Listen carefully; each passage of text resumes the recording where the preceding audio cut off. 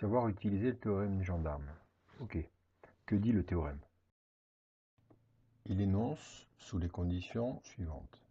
Si Vn est compris entre deux suites, Un et Wn, à partir d'un certain rang, et que la limite de Un est égale à la limite Wn, alors sous ces conditions, sous ces deux conditions, la limite de Vn sera égale à la limite des deux autres suites.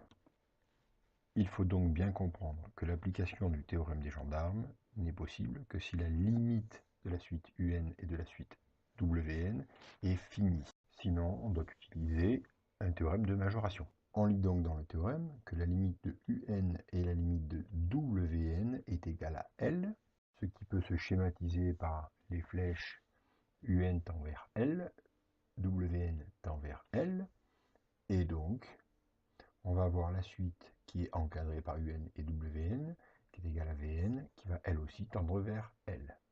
Par rapport à l'énoncé, il est clair que la limite de 1 sur n est égale à 0 lorsque n tend vers plus l'infini.